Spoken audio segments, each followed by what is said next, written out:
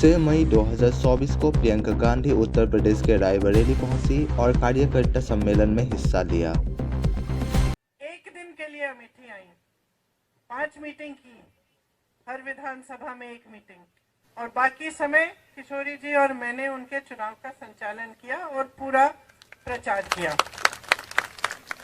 उस समय मैंने किशोरी जी से सब कुछ सीखा, कार्यकर्ताओं के बारे में, किस तरह से चुनाव को संचालित करते हैं, कैसे चुनाव लड़ा जाता है, सारा उस समय सीखा। तो अब जब हमारी बात हो रही थी तो सही है, कह रहे थे कि आप ही लड़ लीजिए ना, तो मैंने कहा देखिए आपने बहुत चुनाव लड़ाए हैं, इस बार मैं आपको चुनाव लड़ाऊंगी और आप चुनाव जीतेंगे। तो मैं यहाँ आई हूँ अपने बड़े भाई का चुनाव लड़वाने के लिए और अपने साथी किशोरी जी का चुनाव भी लड़वाने के लिए। अब आप हमारे प्यारे कार्यकर्ता हैं, मेरी बहनें बैठी हैं, आपकी तो उम्र वही लग रही है जो 20 साल पहले लगती थी लक्ष्मी जी। सब पहचाने हुए चेहरे हैं, आप परिवार के सदस्य हैं। हम सब साथ अलग अलग परिस्थितियों में लड़े हैं और अगर हम में एक खासियत है हम सब में, तो वो ये है कि हिम्मत है हम में लड़ने की। मैं आपके बारे में ये जानती हूँ क्योंकि हमने चुनाव के समय क्या क्या देखा, किस तरह की लड़ाइयाँ। मुझे याद है एक समय एक बूथ था जहाँ कोई खड़ा भी नहीं होना चाह रहा था पोलिंग बूथ में। उस समय किशोरी जी अपने कुछ साथी लाए थे कि आप खड़े हो जाओ यहाँ पे, बहुत खतरनाक सी ऐसी परिस्थितियां बनी हुई थी वहाँ। और मुझे याद है कि मुझे फोन आया 4:30 बजे कि दीदी आप आ जाओ लेने के लिए, नहीं तो यहाँ पे तो पूरा होने वाला है। तो उस जमाने से लेकर जब बिल्कुल मुश्किल परिस्थितियों में हम एक साथ इकट्ठे होकर दिन रात हमने काम किया और हम लड़े, ये बात हमने साबित की कि यहाँ का जो कार्यकर्ता है, अमेठी का जो कार्यकर्ता है, मुश्किल से मुश्किल परिस्थितियों में खड़ा रहता है, दृढ़ रहता है, मजबूत रहता है और कभी हिम्मत नहीं हारता। क्यों?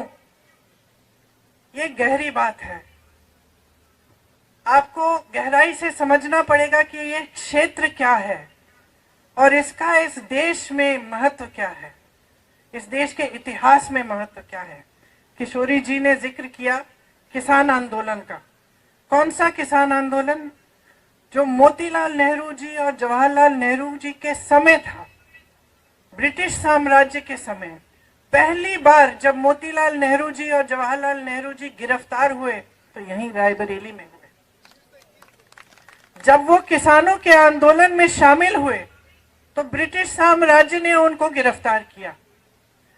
तब से लेकर आज तक जितनी भी लड़ाई हुई है चुनाव के समय रायबरेली में, वो हमेशा एक तरफ लोकतंत्र, एक तरफ सत्य, एक तरफ सच्चाई और दूसरी तरफ हमेशा किसी न किसी तरह का आतंक और एक ऐसी राजनीति जो जनता को सर्वोपरि नहीं रखती थी।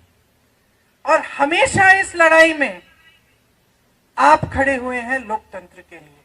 आपने जिताया है सच्चाई को, सत्य को, और लोकतंत्र के जो मूल हैं, जो असूल हैं, उन्हीं को आपने जिताया है।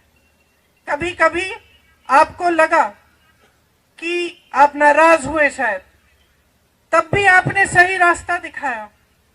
इंदिरा जी जब हारी रायबरेली से तो नाराज नहीं हुई आपसे, उस हार से वो सीखी, उस हार से उनके मन में ये भावना आई कि हाँ, जनता मुझसे नाराज है, मैंने कुछ गलत हो सकता है किया है। और फिर उस पे मंथन करके उन्होंने एक दूसरा रास्ता, अलग रास्ता पकड़ा और अगली बार चुनाव जीती। तो ये आपकी जो भूमिका रही है, रायबरेली की जनता की भूमिका, वो यही भूमिका रही है कि आपने इस देश के लोकतंत्र का प्रतीक यहाँ पे रायबरेली में पूरे देश को दिखाया है। तो आज हम कहाँ खड़े हैं?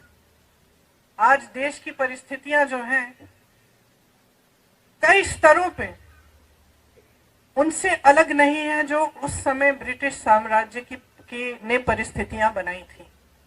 क्यों? क्योंकि आज देश का जो गरीब है, देश का जो किसान है, उसको एकदम नकारा जा रहा है। जितनी भी नीतियां 10 सालों में नरेंद्र मोदी जी की सरकार में बन रही हैं, वो किसी गरीब के बारे में सोचते हुए या उसकी समस्याओं को सुलझाने के लिए नहीं बन रही हैं। वो बड़े बड़े खरबपतियों के लिए बन रही हैं। और आज ये सच्चाई है कि देश का किसान पिस रहा है, मेहनत करता है, पसीना बहाता है, धरती को सींचता